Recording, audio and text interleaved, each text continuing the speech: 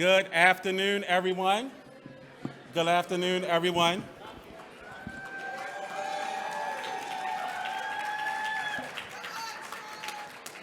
I mean, y'all starting off like that, it just means we're going to have a fantastic program today. Really excited about it. First of all, I'd like to introduce myself. My name is Josh Kane. I am a teammate at Truist. I got to tell you all. That's right. Really want to thank y'all for coming out to this session where we're going to talk about business beyond borders, scaling small business in the global marketplace. We have an extremely exciting agenda for you all today. We're going to start off with a panel discussion from these fantastic leaders. After we do that, you all will have an opportunity to participate inside the conversation. There is papers on your table where you all will be able to come up with some great ideas, and we're going to coach you all and support you all through that process. And then after that, we're going to share those ideas and close out. So it's a really, really, really great presentation for you all today. But before I turn it over to our moderator, I'd like to introduce the gentleman behind me. So starting off, we have the head of small business at Truist.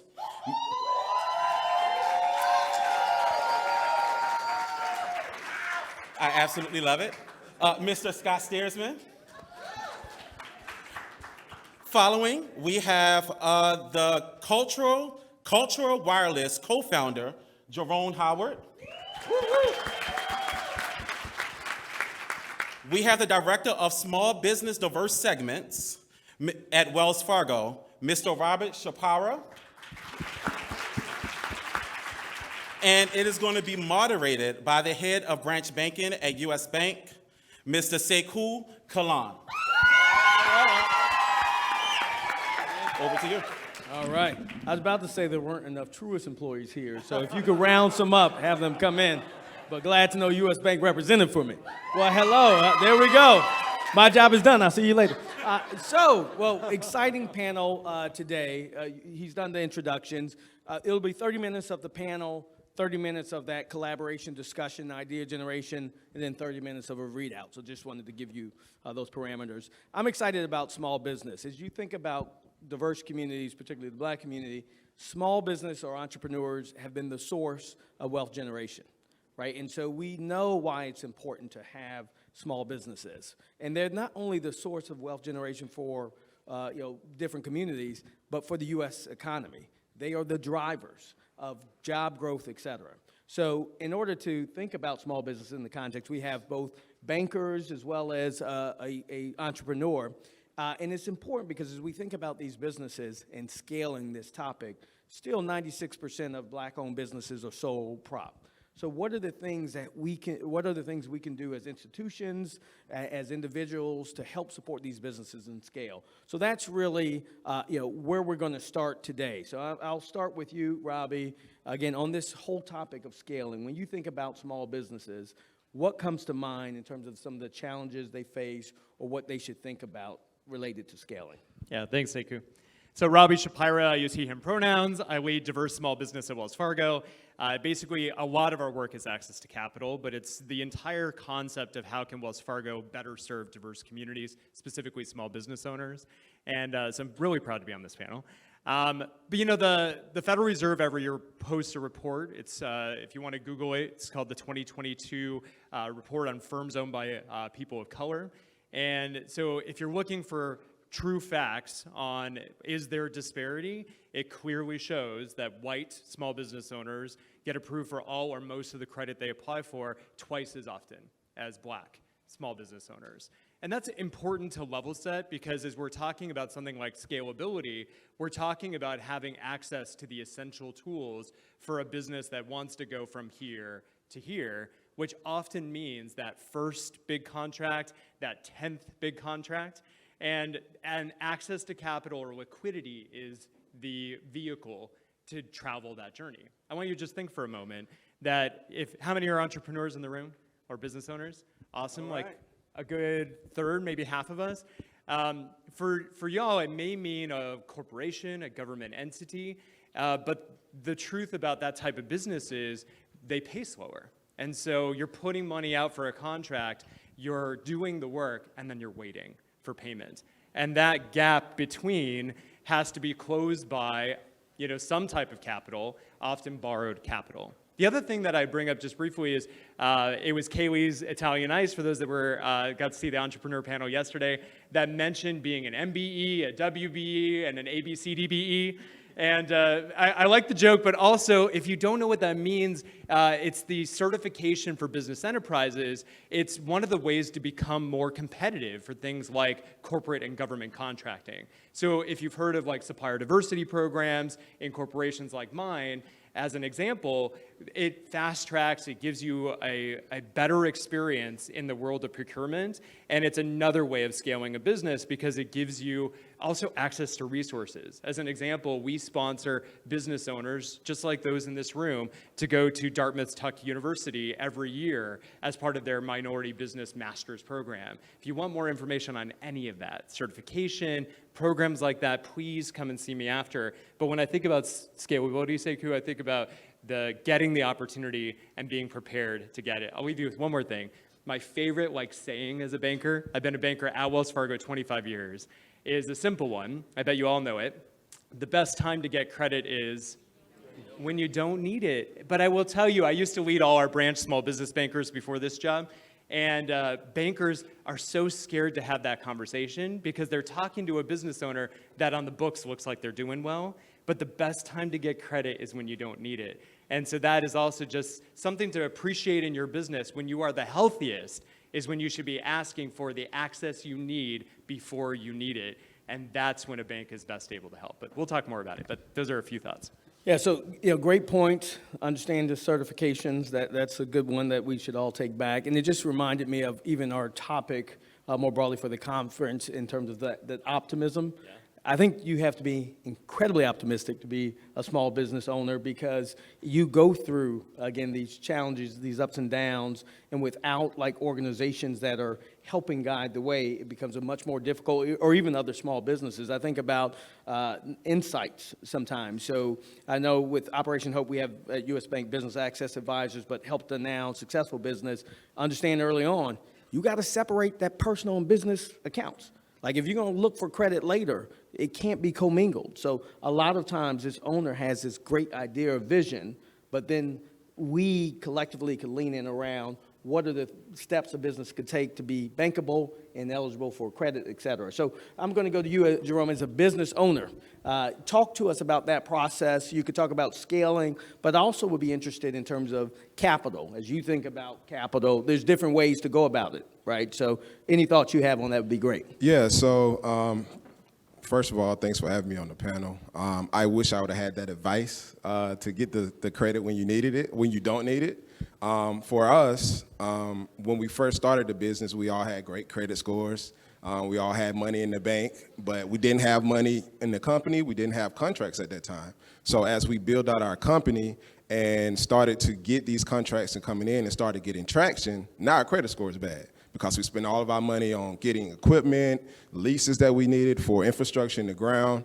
And so now we're at the point where we had to turn to VC because we just didn't fit any of the requirements or the criteria for traditional loans. So we turned to VC. We actually got accepted to Andreessen Horowitz Accelerator Program, which is one of the largest VC firms. And so we're going through that process now of raising our first seed round, $1 million worth. So if anybody wants to give us any type of money, we are definitely open to accept the money right now. He has a sign-up line to the left of the stage. That's great. So now I'm going to go to you because you don't have any colleagues here to support you. Just joking, clearly. Tons of them. But from what he articulated in terms of that process, that's one that's familiar to most. You try to bootstrap on your own. You use your personal credit cards. You borrow from your 401k if you were in a corporation. What are some of the things that you've seen owning small business at Truist, and what advice or insights would you give to whether it's the scaling piece or that formation or those early stages? Yeah, it's so important. If you think about a small business, there are three critical partners to a small business. It's your attorney, it's your CPA, and it's your banker. And not always do people think about those three critical partners. And those partners come into play at different stages of your business and the success of that business. For a small business that's just starting out, it's so important to have and start that business plan. What is the purpose of your business? How are you going to be successful? What are your clients and who do you serve? And how do you think about being able to grow and scale that small business? There's many ways, as we talked about. There's I'm going to invest personally. I'm going to bootstrap that for myself and get that business started. But having a solid business plan from the beginning and understanding when do I need capital and then where do I go to access that capital is so important so that you have a plan going in. Oftentimes we see clients that come to us when they need the capital, but they haven't prepared for the capital. And so it's important for the bankers to educate those small businesses. One, how do you get your personal finances in place? One, what are banks looking for when you start to request capital and funding? Are you paying on time? What's your cash flow look like?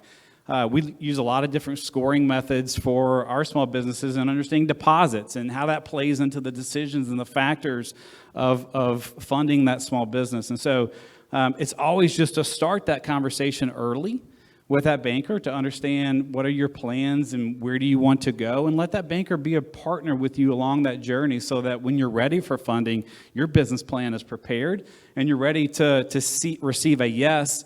And then also, what are the alternatives? So if it's not just a bank, we talked about venture capitalists, we talked about equity and angel funding. There's CDFIs. A lot of our small businesses don't understand CDFIs and how banks partner with CDFIs to help those small businesses with that funding and the ejection of that capital. So there's many ways that the bank, not just to approve the loan, but also help you build that business plan along the way. No, that's great. And you mentioned I'm privileged to lead small business too. And so I see our small business specialists excited about what they're doing to impact their own communities. When you're supporting these small businesses, you're helping them scale and grow. So what you saw in terms of what stood out, and even from your diverse segment lens, what are some of the things that create the challenge and friction, and what are some of the success stories you've been able to see? Like, so is it first lining up, my accountant, et cetera? Is it understanding my supply chain? Like, I know it varies for business, but if you were to give us a couple of thoughts, what have been critical items that on that early stage you at least avoid some of the challenges small businesses face later on? Yeah. I love that Sekou teased me up for a question that I know he knows the answer to. That's very kind of you. Because there are a few... I'm the moderator. Moderator It's so privilege. legit of you. But there are a few things, because I bet folks in this room, and you don't have to raise your hands, but if I were to ask you if you feel like you have a great banker in your village, like what Scott was referring to, most would probably not say yes. And if I can give you a simple litmus test for a great banker, it's the person that listens to you when you talk and talk about your business, asks a question that we all try and teach our bankers, which is just to ask you, tell me about your business and let you go, because you have so much passion for what you do. You'll tell us so much of what we need to know. But the biggest test in my mind, what I used to share with our branch small business bankers all the time, is the person that calls you back makes them the best banker you've ever met, because so often you feel left out on a whim. And so as you're looking for that person to help you in your business, please use that thing that you already know, which is your banker needs to be someone that's rooting for you. And if you don't find that, go to another branch, go to another bank, because that person is so important. Where you hold your finances helps you get approved, because we can see things like if you have your merchant services for your credit and debit card processing, then we can approximate what your cash flow looks like just from knowing that. It helps you get approved. If you start your credit card with one financial institution, that's should be the most likely financial institution to give you the next stage of credit. And as you were hearing this morning and yesterday, when the credit decision is no, John Hope Bryan said this earlier on stage, one of the reasons our industry is so hard and causes a lot of concern is because we say no. Sometimes with a good banker, that no is no and let me help you be ready in the future. And if you heard that, wouldn't the no sound different? It wasn't you applied and we declined you. It's a decline, but let me help you. And so, actually, Scott said one of the best things. It's how many in this room are familiar with what a CDFI is? Raise your hands. And so thank you for doing that, because that's way more than I expected. A CDFI is a nonprofit lender that we all give millions of dollars to. Not Jerome yet, but maybe someday. But all the financial institutions do, because what we're trying to do is help that business get their first loan that maybe we can't give because we are heavily regulated. And so a CDFI, a nonprofit lender, gets capital and infrastructure and support from a bank like us. And then what they do is they incubate a business to be ready for more traditional forms of capital, like coming to a Wells Fargo, a US Bank, a Truist for a line of credit. And so if you don't know what they are, they're a great resource for financial education, what we often call technical assistance. It just means financial education that you get through like a 1MBB. But then a CDFI can help you if you got to know and your bank didn't introduce you to a CDFI. Again, maybe you need another banker, because that's what we should all do. And in fact, we are on the same platform. So we work with the same nonprofit, the Community Reinvestment Fund. We call it the Small Business Resource Navigator.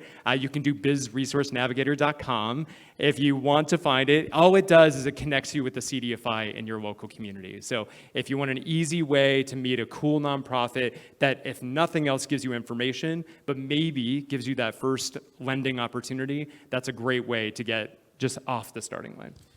I think it's important, and I'll hone in on that point, that relationship and deepening the relationship. So rather than have small relationships with a lot of different banks, be meaningful, because then they could better approximate. So as you mentioned, if your merchant services is there, it's easier for them to understand, okay, what needs, what cash flow, et cetera. The other piece is the CDFI, to your point, that is something that bankers should do. And so as they talked about yesterday with government policy, banking policy over the years, it's created a scenario where sometimes diverse people are less comfortable going to the bank or assuming it's a no versus understanding, to your point, what are other options. So Scott, I'm going to go back to you, then I'll go to you, Jerome, to hear more about that bootstrapping story. As you look at like what's happening across the small business spectrum now, credit environments change and evolve. Like, does that impact how I should think about my steps as a small business, depending on the credit cycle, or regardless, are you saying here are the steps I should take if I know I'm going to need credit? Yeah, Sekou, I may be going a little bit of a different direction, because there is the credit aspect of this as well. But let's just think about the small business clients who we serve today. Small business is hard, right? It's lonely at times, and it's difficult and challenging. I mean, our small business owners are the chief human resource officer, they're the chief marketing officer, they're in charge of HR, and they're stretched in a lot of different ways to be able to run their business. And so think about all of the tools and technology and capabilities that exist out there to help our small businesses. To be able to scale yourself as a small business owner or the CEO of your small business, how do you automate those activities that allow you to focus on the things that are core to being able to grow and expand your small business? So accounting and payroll and HR software, all those exist out there. And those are the activities and administrative tasks that take those small business owners away from really focusing on their client and being able to grow their small business. And so I would say, do the research, talk to your bankers, because they are also educated in these tools and technologies that can help our small businesses focus again on what's core to their business, and that's being able to serve the clients, serve their customers, and grow that small business. A part of that also is the debt and the equity and the funding. And I'll just go back to the basics. I mean, we do a lot of financial education. We do it through seminars. We do it in our branches. We do it virtually. And we have a course that we take our clients through and help our clients think about what are those ways to access to capital. What's best for you? Every small business is different. Every small business is a different place of their business life cycle. And so it may be the time now where you're ready to apply for that bank loan. But before you do that, seek the advice and the counsel and make sure that you're understanding when is the right time for you and what are the alternative ways to be able to seek that capital. But I would say, if you are prepared through that, regardless of cycle, now cycles are going to impact certain businesses more than others, so there's going to be impact there. But if you've got the financial plan in place and a business plan in place, regardless of the cycle, you're going to be prepared. So education is key, and there's so many partner organizations like Operation Hope with our coaches and our counselors that we partner with, and with the SCORE Foundation, an organization. We do a lot with SCORE and partner with them on that education. So the most critical part for a small business owner is just knowing where to go and when for that advice. I'd like to touch on that technology piece. All of the banks have invested heavily in technology. And so if you're not familiar with the broader array of offering from your bank, that is one easy way to understand, what through the existing platform can either be automated, et cetera. So that is, well within your power to talk to your banker, understand, and that's what they should be doing, coaching you through. Jerome, I want to go back to you because a lot of people have been on this journey and probably had a similar funding, at least bootstrapping. What would you do differently? What do you wish you had known before you launched? And how are you thinking about, based on where you are now, going forward? Okay, I'm going to try to remember all of those questions. I just made them up too, so I'll try to remember myself.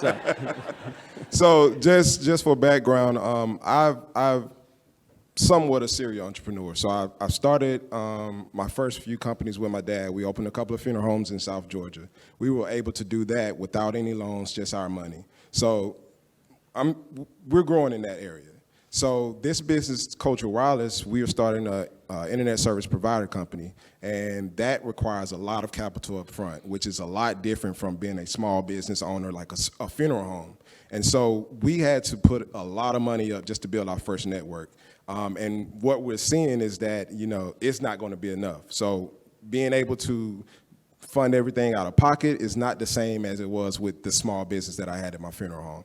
So things that I would have known first, like I said, going to get the credit when we didn't need it. That's the biggest thing that I would have done first. Instead of putting all of my money into equipment, I probably would have taken that to get a loan out on that money so that I have more capital to work with just than my first, funds that I use for that. Those are the two biggest things that I probably would do different as far as it goes with Culture Wireless. And I forgot the other two questions. So the second one, in terms of where you are now, like how do you think about the future when you take and pull forward these lessons learned? Like you said, you've gotten VC capital. How has that changed how you leverage and rely on the banking services? Yeah, so first of all, having a name like Andreessen Horowitz, the Talent and Opportunity Fund, having that stamp alone changes the trajectory of our company. We knew that in order to scale at the rate that we needed to work and go after VC funds. Working with a small bank or a small lender, yes, it would have helped us secure equipment, but as far as that global reach that we needed, we knew that we needed to get equity from VCs and start those conversations. That was the first thing we did realize. As far as what we need to scale, right now, we're starting to have those conversations with like the Invest Atlanta so that we can get this equipment loans to fund and go further with our business for the equipment that we need. So we've been looking at a lot of the programs that the city of Atlanta has for small black entrepreneurs and just seeking out those type of programs to help us fund the equipment purchases that we need to further our growth. Got it. Sekou, I know you're the moderator, but I do have a question for Jerome. So in your journey and being able to build your businesses and scale those, just talk about what resources, partnerships have helped you along that journey. Just stealing my next question. That's how we're doing it here. It was brilliant. So right now, a lot of the places that we spend, if you're from Atlanta, there are two buildings that are really, really great for startups and entrepreneurs. One is the Rice Center, and two, it was the Gathering Spot. So we were there almost every day, and they have different people coming through, and you never know who you're going to meet in those type of spaces. And especially the Rice Center right now, they're doing a lot of great things at the Rice Center, and they have a lot of amazing resources for entrepreneurs like ourselves. So that's what we learned about the Invest Atlanta Fund that they have, and all of the different programs that the different banks are launching for entrepreneurs. So those have been the two greatest resources that we've found and partners as we're growing our business. Yeah, I think that's great, and I think that story is, my parents had a small business that failed, but it's similar to many diverse communities where you leverage your credit card to, make it and really begin to build out what you're trying to do, and then the moment where you're on that breakthrough, right, you're right there. You're at 95% utilization.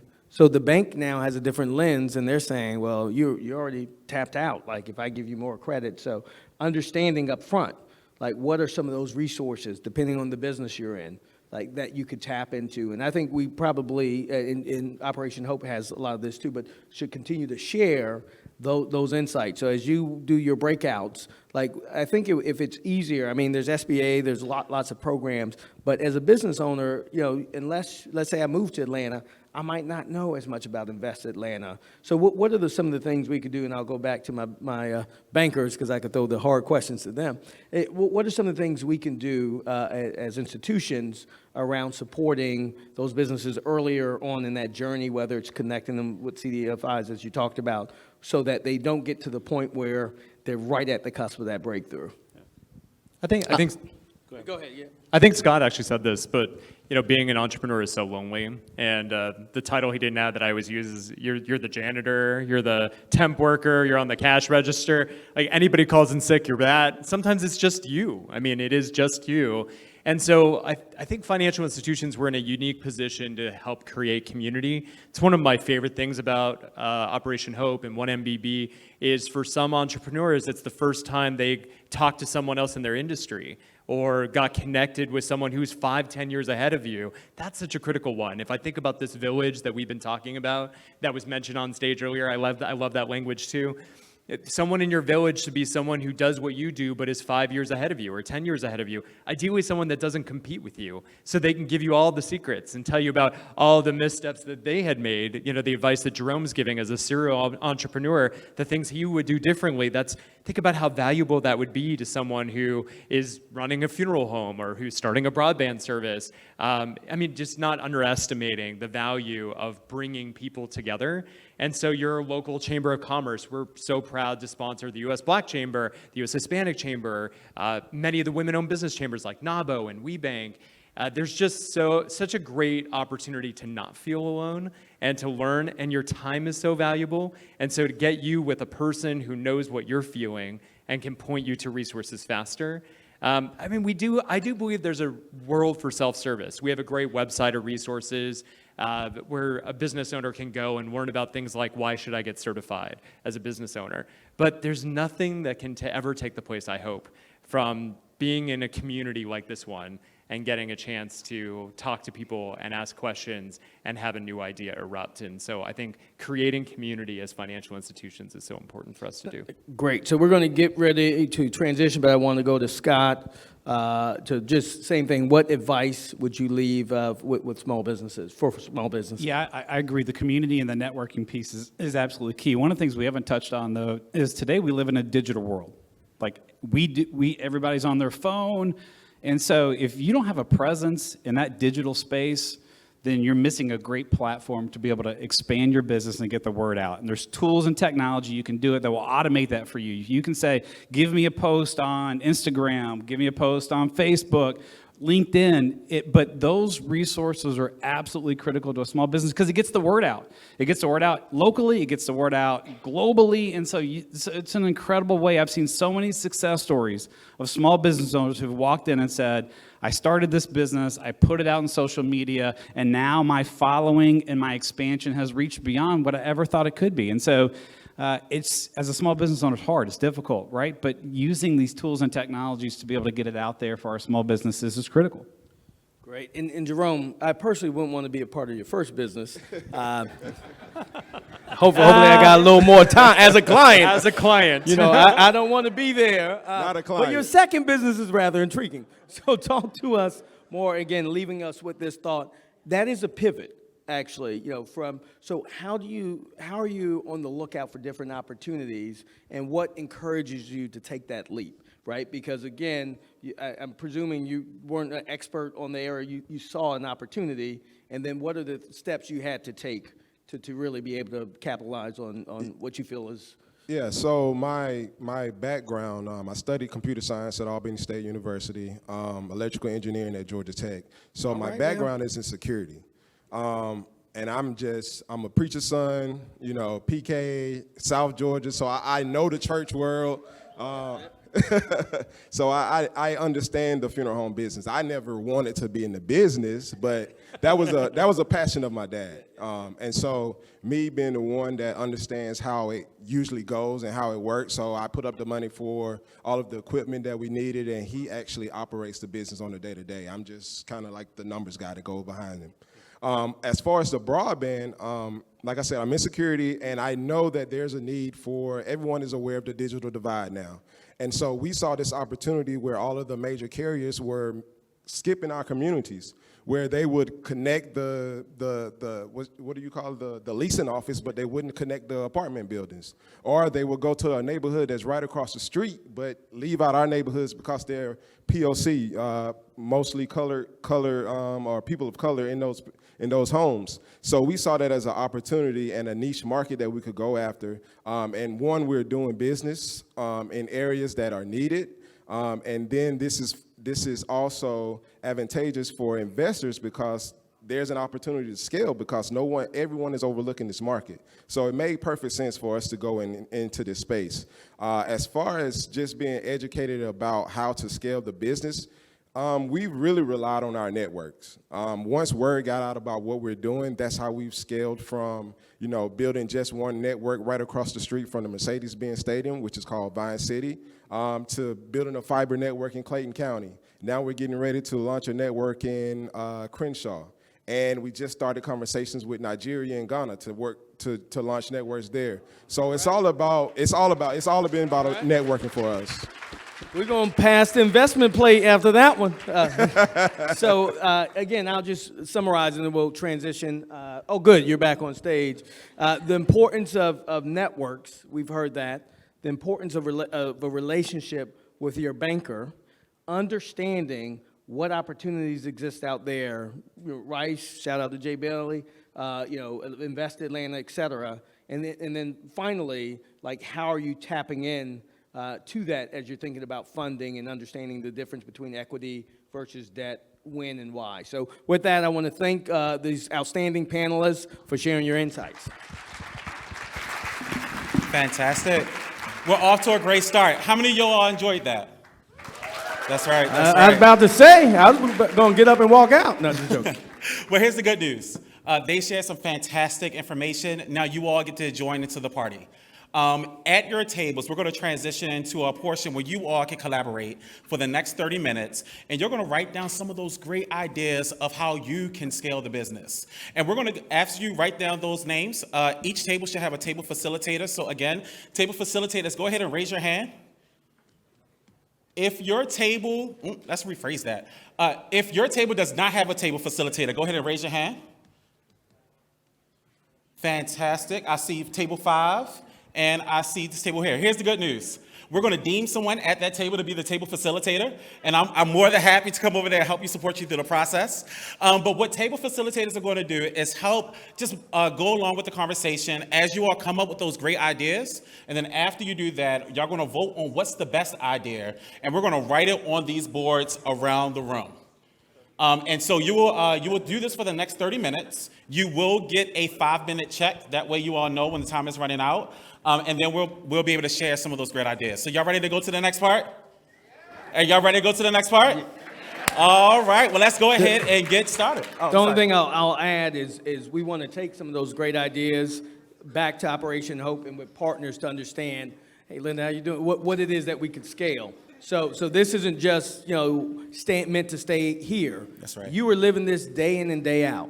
So if there are ideas that then we could take forward with Operation Hope and with the banks, that's the goal. So again, looking forward to hearing some of these great ideas. Absolutely. So we could go ahead and get started. And here's the good news. Our panelists will come around and join the tables with you all just to hear some of those ideas as you all come up with it.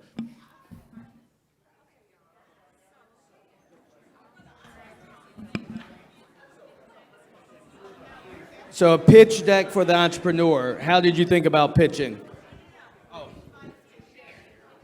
Oh, share a template.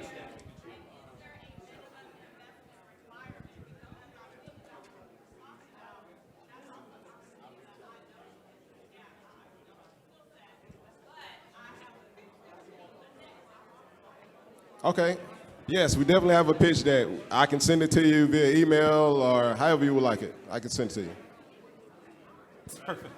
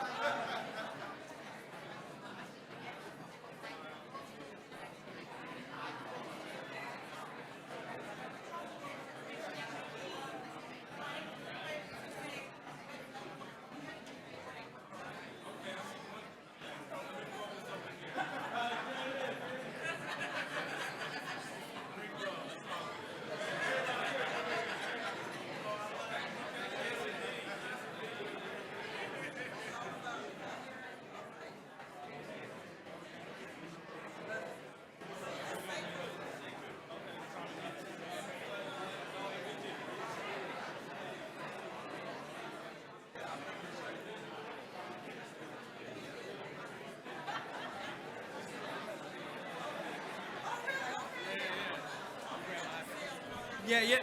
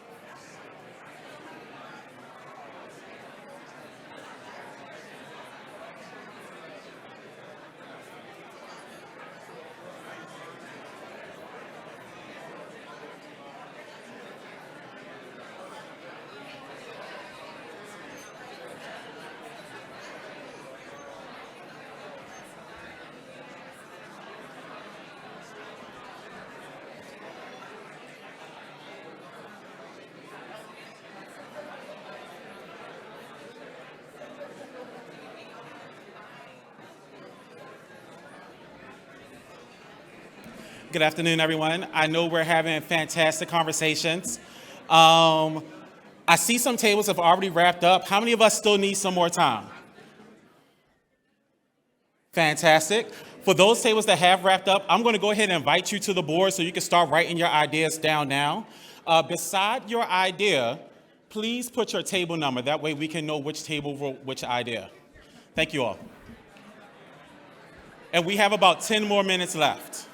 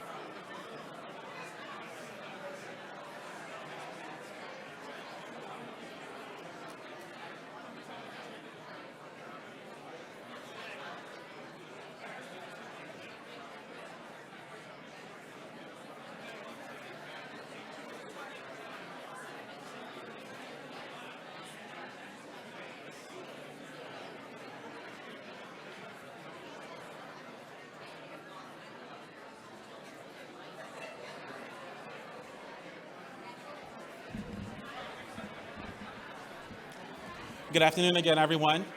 This is your 5-minute warning. This is your 5-minute warning. So we're going to ask everyone, if you have not put your note on the board, please go ahead and do so.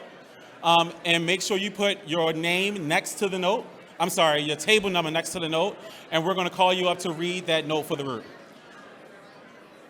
Again, this is your 5-minute warning.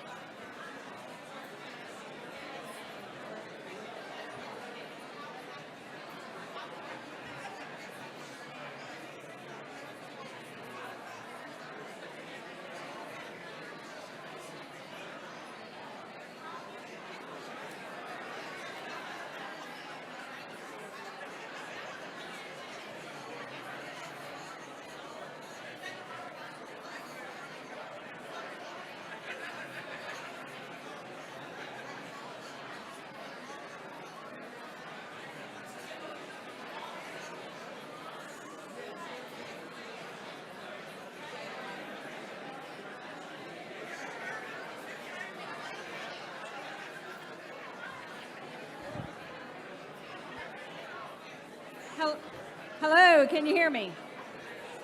Lots of energy. I am so excited to hear all the wonderful ideas that you're going to be sharing. We'd like to go ahead and get started debriefing those big ideas.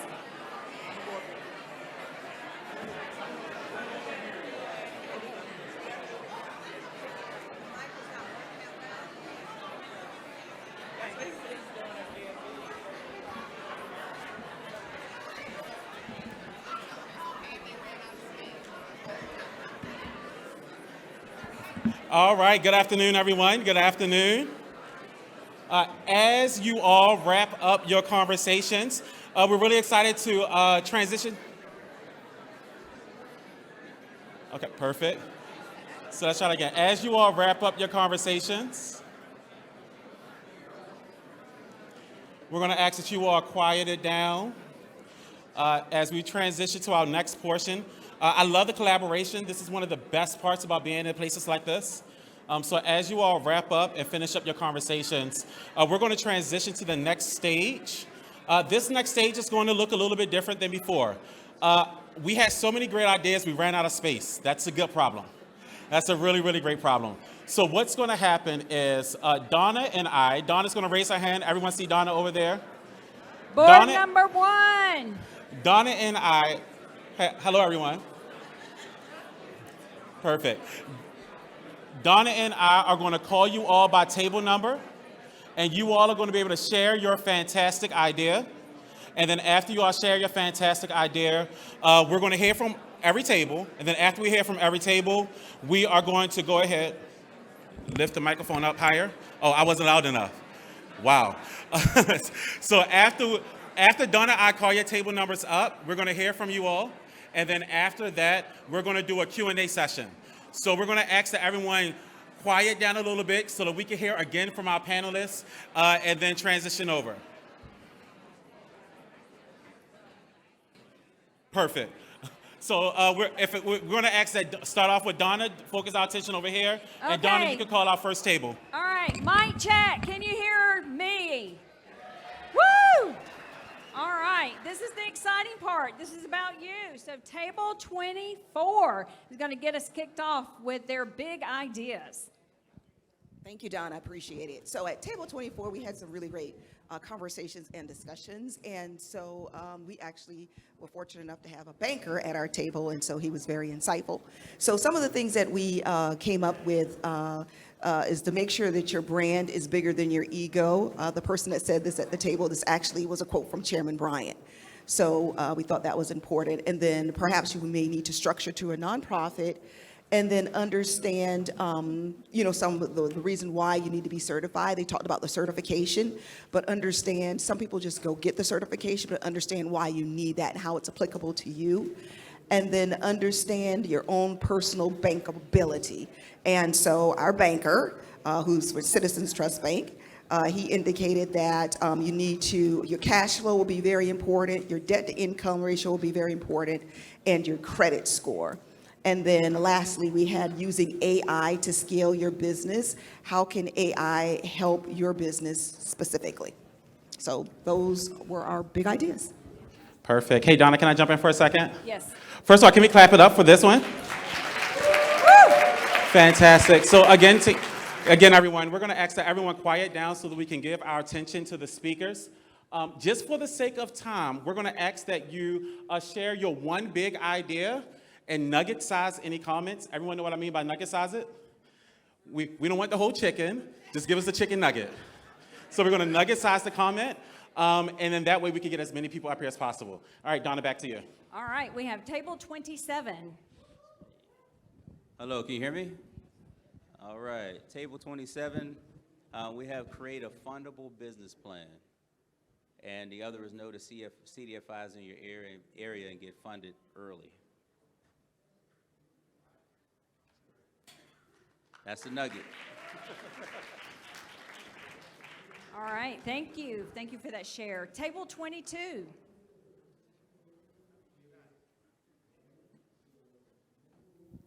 Hello, everyone. My name is Jude Robinson. I'm a freshman finance major at Alabama A&M University. And today, my group discussed that one of the most successful ways to scale your small business would be talent acquisition methodology. Great. That's really great. That is a big idea. Absolutely. Thank you for that share. Table 19.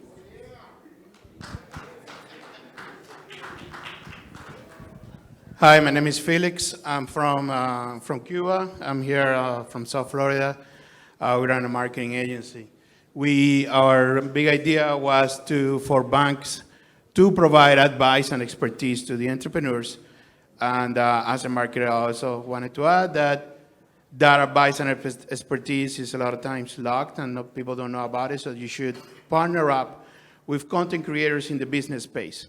We know that as banks, you guys are heavily regulated about what you can say and what you can post on social media, but if you partner up with a content creator that have a lot more freedom, and you just help them amplify the message by putting your dollars in advertising campaigns behind that content, I think it's going to be very successful and you're going to help out a lot of businesses. Absolutely. Digitizing. Thank you. I believe table 23, did we already call 23? Bingo.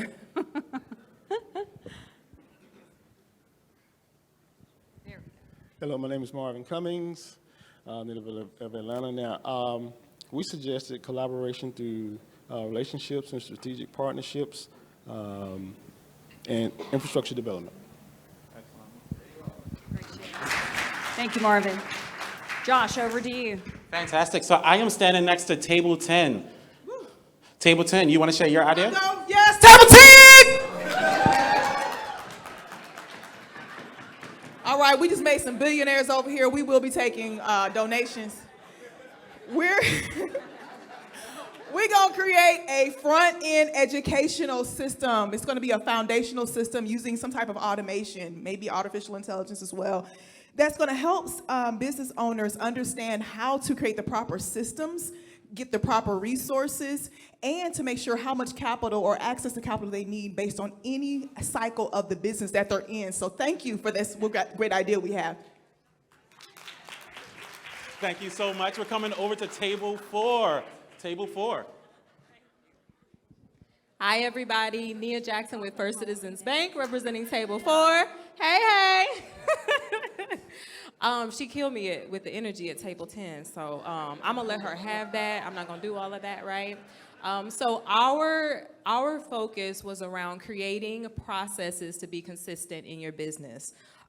Given this is a financial forum, a lot of the things our table shouted out were making sure that you have your tax returns, your tax records where they need to be. So make sure you have a good relationship with your CPA so that you have access to that. Making sure that your finances are in order. So whatever that looks like for you, whether that's making sure that you're balancing that, you have a good relationship with your banker, that's key. Shout out to all my financial professionals in the building. And then making sure your accounting is right and making sure you have consistent processes to keep up with those things as your business changes and grows. Thank you so much. Jump to table 1. Hello, everyone. My name is Audrey Johnson, and I work for Rubicon Technologies in the waste industry. Our number one key for success to scale your business is in partnerships. We're saying to make sure you either have a great life partner or a family member or someone that can help you grow your business, in addition to knowing your data so that you can partner with banks or CDFIs to get the funding that you need to improve your business. Perfect. All right. Jump to table 2 with Keith. I don't think they heard you. There you go, okay.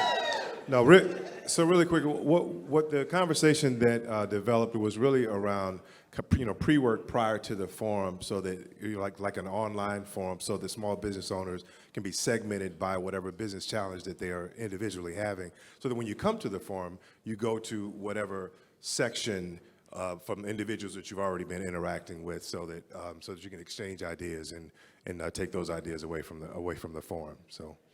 Perfect. Thank you so much, Keith. Perfect. Jump into table 8. Okay. Hey, everybody. I'm Erica Kerr with Truist Bank.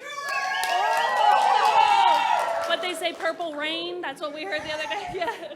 All right. So we decided that relationship building is the best way to scale your business, and that starts with your community. But it truly starts well before you really need to build your business. It starts with trust in our communities. And we decided to take it a step further down to the school level. So really building trust between our communities with minorities in them and the banks, starting with children and giving them knowledge, and knowledge is power that's going to allow them to have successful businesses.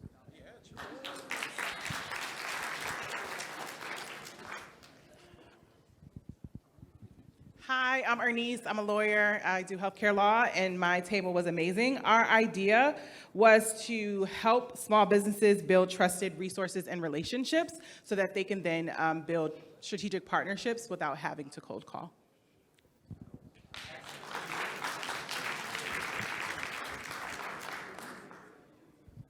Good afternoon, I'm Bill Fair with Operation Hope. Table 6, strong but mighty, not affiliated with any banks. We're just like good folks over here.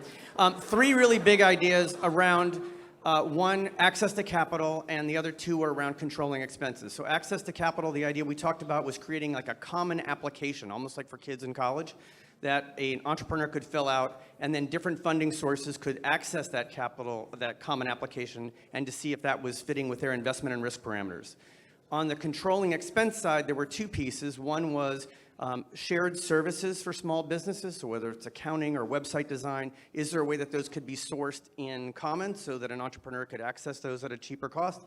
And the second one was workforce development, so possibly working with 501c3s in your community to help get the workers trained, so a continuation of what Table 8 was saying. Once you've got the people, the kids educated, getting them into workforce development programs, and then helping small business. Thanks. Thank you. Hello, I'm Chanel McBride with Operation Hope. Woo woo! I'm just saying, we got to show up, y'all. Come on. Okay, well, our table did data literacy, and that was for basically small business census. How are businesses projecting? What are they doing? How are they prospering? Or how are they not? And where are they? What, more information, or basically a census of small businesses in the area, global, locally or non-locally. Awesome. So I'm going to turn it back over to Donna. As I turn it over to Donna, I'm going to ask our panelists if they could make their way back to the stage to prepare for closeout. So Donna, over to you. All right, we're going to table 18. Thank you. Hello, everybody. Lyndon Jackson, Operation Hope. We've got the entrepreneur team here at Table 18. Make sure you get to know us all. We had about 20 different things that we came up with, but of course we could only narrow it down to 3 things, and it came down to strategic planning, having duplicable systems, and having or understanding your tangible and intangible value. So those are some great things, but come on over and see us. We've got a lot more stuff to share with you. Thank you. Thank you. Good afternoon, everybody. Matt Winston with Truist Bank over here in the corner. Woo, woo, woo. So we had actually an innovative approach in thinking about piloting something, getting creative. And so we actually thought about taking the small business necessities and those admin tasks and finding a way to outsource them to high school and college students that are in a trade where they can then earn credit. The business owners will serve as mentors, and then that ultimately frees up the business owner's capacity. And this is a brilliant idea from my brother right here. Just say your name real quick. Michael Scott with Good Dirt Realty. Woo, woo, woo, woo!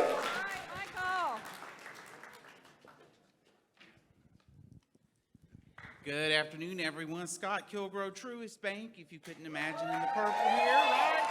Right. So we had some great ideas here at Table 20. So I think the biggest thing we came up with is something we've heard over and over, the importance of those partnerships.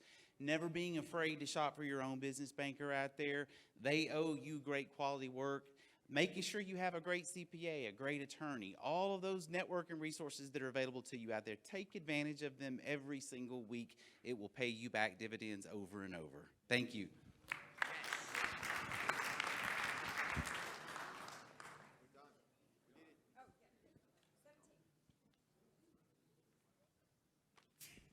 All right, good afternoon. Carl Jordan with U.S. Bank.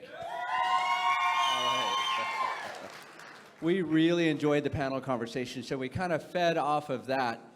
We fed off of that a little bit. Jerome just talking about, I wish I knew more. And also, Scott, you mentioned a little bit about online banking or digital, so forth, and other capabilities. So off of that, we said, create a digital learning platform which guides a small business owner through a learning journey and offers a Mentor Connect program with other small businesses that have taken a similar journey, and also with some financial experts. So really, resources are out there. They can go in, and also it's a great way to connect with other small businesses that are going to take the same journey, and they can guide you through that. So. Very popular, very popular. All right, good afternoon. I'm Alonzo Ford. I'm a business owner and investor, and I'm here with this awesome table. And we came up, yes, 15, and we actually had a lot of things that were similar to some, like this table, we had 20 ideas, and then like this table, we had the ideas of partnering. So our summary is that we believe that there's a difference at where you come in. If you're a startup, there are certain things you need at that tier. If you're a small business, there's certain things you need at that tier. And then if you are a medium growing to a large business, there's certain things. So the startup, what they need is a digital repository of resources, something similar to Rice, but in a digital platform. And then if you are a medium business, let's say you have $1 million of revenue, you have a few people working for you, then you really need to partner with a protege, a mentor protege, in a way that can help you scale. They've experienced the road that you're traveling on, so you partner with them to figure out how you navigate around the pitfalls and obstacles. And then finally, you just continue to work together and get involved with your bank, with your CDFI, with your Chamber of Commerce, all those people, so that you can take off and have a great network with you.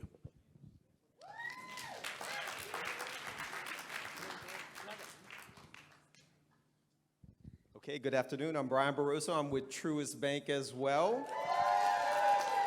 So this is what we came up at our table 16. Our nugget is a multifunctional marketing business plan via a layered strategic approach. So I know this table's probably wondering what that is. So that's our nugget, but let me give you some sauce if you want some sauce. How you go about it, you say you got to create a brand story. You have to have a search engine optimization via social media, understand performance, revenueize the investment and return. And then we felt like there has to be some type of conversion of social media content into a tangible revenue result. And if you're wondering now, where would I go to order that combo meal? I'm gonna tell you where you go. This is right where you go. Hi everyone, I'm Shayla Bowen with Beyond Typical Images. I am the brain behind some of this technology. We bring it together for businesses and automate the process of content creation and converting those people into customers. Yeah.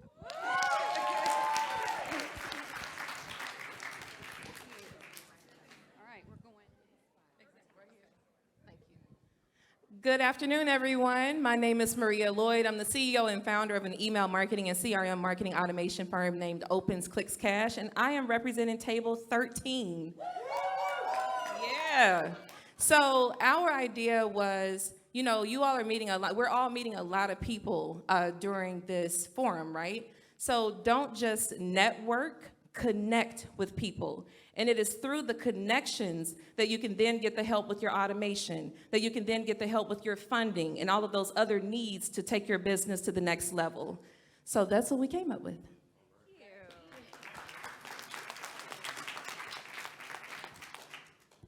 Good afternoon, everyone. I'm Darshell Mullins-Erskine. I'm a small business owner, and so are many of us at our table. And what we came up with is, while many of us have started, we realize we'll jump into something and we don't have the continued direction to scale up. So we were saying that having a financial mentor, financial education, and communication, and how do you do that, right?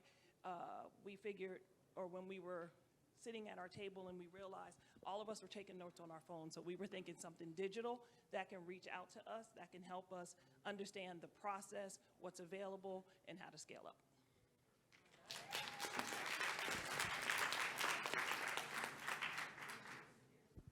Hello, my name is Derek Hill, and we representing Table 12. We talked about, we had so many different ideas, but one of the things we really want to focus on in scaling a business was to build a foundation. And that foundation consisted of things such as business plan, the vision, identifying resources, and spending time understanding our customer or client. Thank you. Thank you. Good afternoon, everyone. I'm Shannon Davis of Shannon Davis Legal. I practice entrepreneurial law, and I'm not saying I'm at the best table, but I'm at table number 11.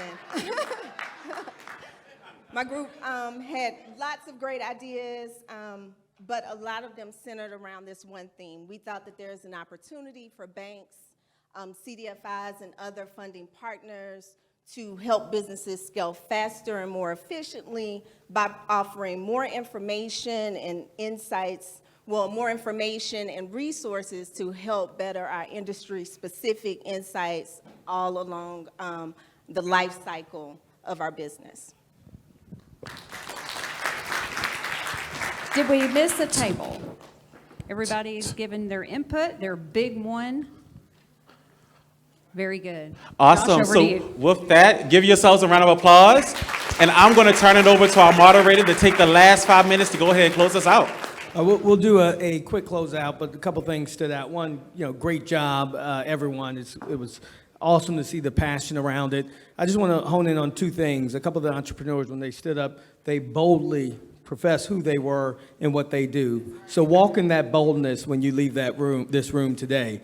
Two, I would give everyone a call to action. Look to connect with people, as was said. But the 2A or 2B of that is make sure they're meaningful connections. So many of you, you'll go to a conference, I'll get 200 cards, and then if I get an email that says, great to meet you at Operation Hope, hope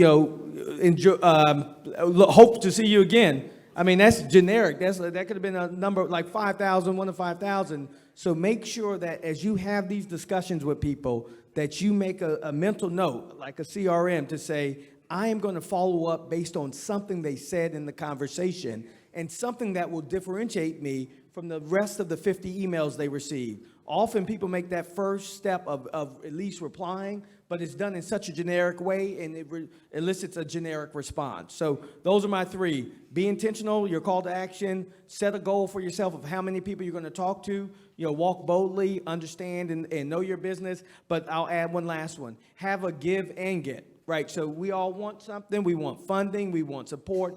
Also look to be intentional about what you can give, because when you give to others, it is given back to you. So those are my quick summary. Sekou was like holding all that in from moderating. Can you tell? He was like, this is what I would have said. You know what I took away from y'all's greatest ideas is we need to operationalize what you said. And so, we are sponsors, supporters of Operation Hope at the financial institutions up on this panel. And so through 1MBB and Operation Hope and Hope Inside, we can take a lot of what you gave us and try and deliver that to you in a way that really works. So thank you for that call to action. That is my marching orders. That's what I'm taking away. We did start something called the Equitable Access Program with Hello Alice. So if you are looking for a program today, one of the cool things they do is through our funding, it will create a financial score for your business, like a health score, and then direct you to resources. We sponsored them through a nonprofit, through a grant, but it's one way to start today. But believe me, I want to build it even better with Operation Hope. So thank you for your amazing feedback and insight today. Yes, so after listening to everyone, I wanted to have two follow-up statements. One, I heard a lot of people talk about AI being introduced into your process. And as bankers, I want you all to be good stewards of AI, because AI is only as good as you make it. So if you give biased inputs, you get biased outputs. And so we want to make sure that we're being good stewards as we implement AI in our processes. Two, just be authentic in your voice whenever you're talking to these entrepreneurs and entrepreneurs. Make sure you find authentic voices that represent you at these banks, because oftentimes we go into these banks and it doesn't feel right. So make sure you go into a place where you feel like your money is going to be impacted the way that you would like for it to see grow, and you're being listened to whenever you're speaking your voice and your truth. That's all I have. It was awesome. Well, I always leave these sessions walking away feeling very inspired. So we always get as much as we give in these panels, because your feedback was incredible. And the readout also is a reminder that it goes back to what we said before. Small business owners, it's complex. It's hard, It's difficult to navigate at times, and so I would always say, continue to leverage your network. There was a saying is, your network defines your net worth. And so just remember, network defines your net worth. And then the second thing I would say is, keep forging ahead. It's hard, it's difficult, don't give up. If you think about the most successful companies, they started from humble beginnings. Delta started with one airplane, Home Depot started with one store, Nike started selling shoes out of the back of a car. That's our small businesses right there, and we're here to help them thrive. And speaking of net worth, where do I put in my overtime? Because I had to come back on stage, give you my time card and stuff. Thank you, everybody.